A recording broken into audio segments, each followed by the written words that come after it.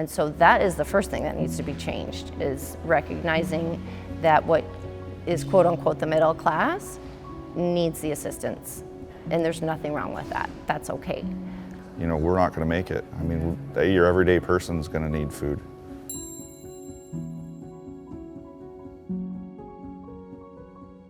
My name is Kristen, and I live in Sault Ste. Marie, Chippewa County, the Upper Peninsula of Michigan. I am currently a licensed social worker, and I also volunteer quite a bit. So I was raised by a social worker, the best social worker around. My dad's name is Ron.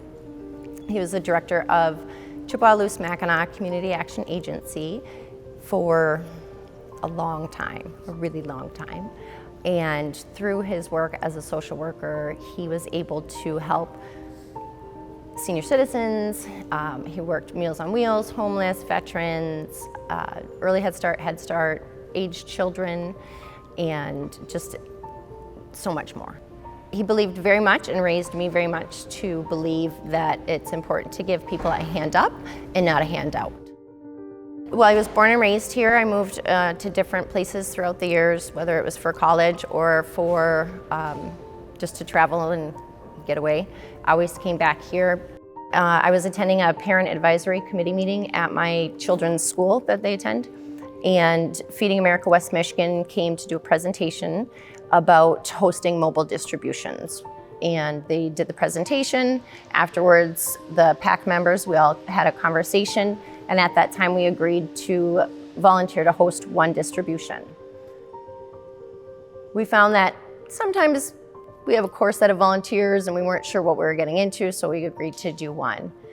And that distribution had such an impact on us that at that time, I was also employed as a school social worker at this school. It was just a natural fit for me to become the site coordinator. And from that distribution in 2017, we just continued and still are doing the mobile pantry distributions.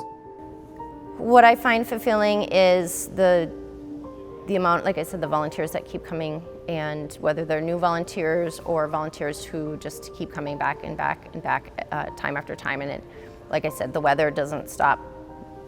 We have young children to older individuals. Doesn't matter if it's hot, raining, snowing, they just keep showing up and wanting to help. The other thing that keeps me involved with the mobile pantry distributions is the fact that they're open to anybody. So we do have to ask certain questions and collect certain information, but you don't have to qualify to come to the distribution based on your income. It really truly is open for anybody, and that is very important. They're held at the Big Bear, where hockey is, so we happened to be there one day for one of the distributions, and he wanted to know what was going on, and he asked if he could help, and we ended up staying to help, and then we've been there ever since. And he asks continually when the next one is, and you know, we try to make all the ones that we can. Oh, I mean, it's great, especially when the team shows up. I mean, it kind of brings them down to earth. You know, some of these kids have everything provided for them. So when they come and see these cars lined up for miles and people needing food, you know, I hope that, you know, we try to drive that home to the kids. You know, this is very helpful for them. This is what the reasons we're doing it for. And then, you know, some of the kids have asked to come back because of it. So, you know, the more we can get, the better.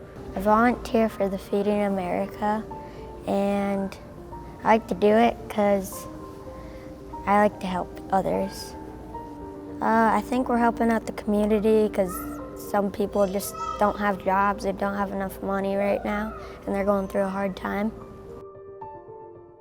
I mean, I'm born and raised here. I'm 47, so I left for college for 5 years. So I've been here most of my life.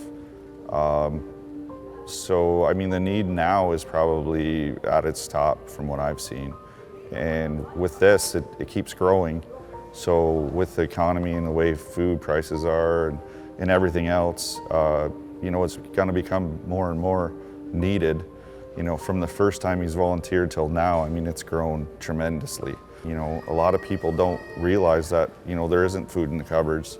I mean, fortunately for us, we do, but, you know, for him to go out there and see that there is a need. I mean, at some point it may be us, but to go out and volunteer and get the people what they need, it's a wonderful thing. And I really think that people need to realize that eventually it could be all of us. The food distributions that Kristen runs are a lifeline for thousands across the Eastern Upper Peninsula. Her success in organizing these food distributions tells a rather heartbreaking story, that too many folks are experiencing food insecurity. So since 2017, through our last distribution was May of this year, we have reached 24,608 people. Of those, 8,436 have identified as seniors or elders. Just over 2,000 are veterans, and 6,061 are children. We have individuals I've had people come from Sheboygan, which is below the bridge. The county west, 150 miles west of us, we've had people travel from there. Mackinac Island, so people are taking a ferry to then drive up here to come to the distributions. So the population of Sault Ste. Marie or Chippewa County as a whole doesn't accurately reflect the distributions and the length that people are coming to access supplemental groceries. We've distributed 718,322 pounds of food to Chippewa County. But I mean, the reality is our socioeconomic status. A lot of us either can't afford to own a vehicle or can't afford gas, so we're driving 20, 30, 60 miles to come to the mobile distributions. So just or not even the mobile distributions, just to go to a grocery store, right? So if I want to go to one store to get my family's groceries and laundry products and all of that, then I might have to drive 60 miles. Well, I can't do that 3 times a week, and so those I find are also challenges that we face up here. When people are unable to purchase fresh, affordable food in their own communities, it negatively affects their physical, emotional, and mental well-being. Nutrition programs in the Farm Bill must do more to increase access to healthy, local food for everyone. Well, I mean, they need to figure out that the middle class is suffering now too. I mean, everyday person with, double work, wife and husband working. I mean, food isn't affordable anymore. So, I mean, the need for this is going to be huge as we move on. I mean, the ultimate goal would be that there is no longer a need for mobile food pantries, because people wouldn't be suffering from food insecurity and would have access to affordable and healthy food for themselves and their family. So that is the ultimate goal. And until that can be reached, while we are hosting them in Sault Ste. Marie directly, it would be wonderful to host them further out in the more rural communities. So we have 3 islands that people travel to come to our distributions. So if we were able to hold them closer, or to either of to some of the islands, or just even out further into Chippewa County. I believe it's a basic necessity. When we don't have access to healthy food, it impacts our physical health, our mental health. That then results in additional services needed from the medical field. If there's no health insurance involved, that puts the additional strain on our local medical doctors, hospitals, systems. The last time I checked, the closest grocery store that did for instance, the double bucks program was not anywhere near us. It's actually in a different county. And so that, again, now I have to find a vehicle and find gas money or get a ride down to this grocery store. Is it really worth it? Probably not.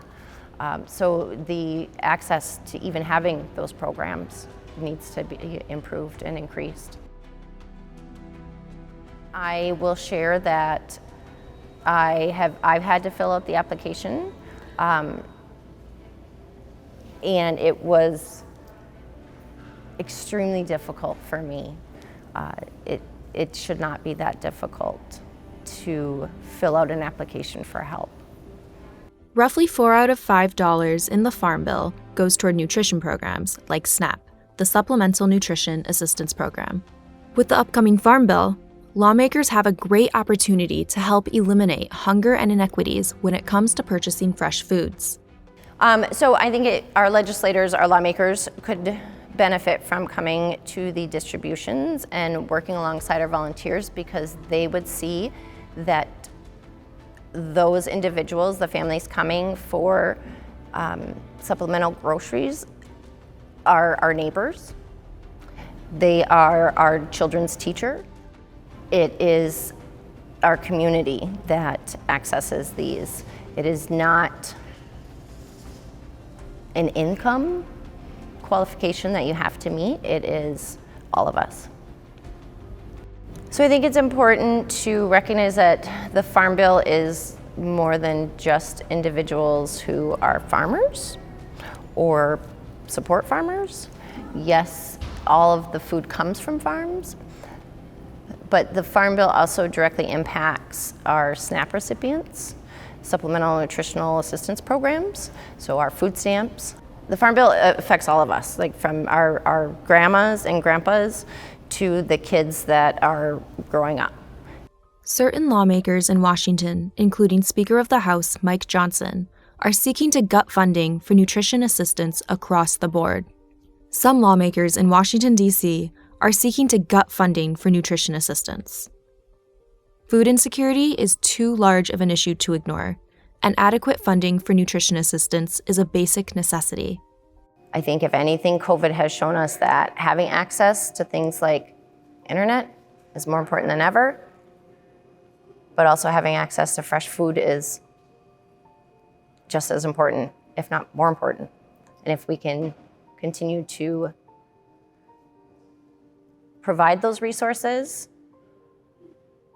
when it comes to food, it's a basic necessity. Like, we all need it. We all need it. Food is life. Simple as that.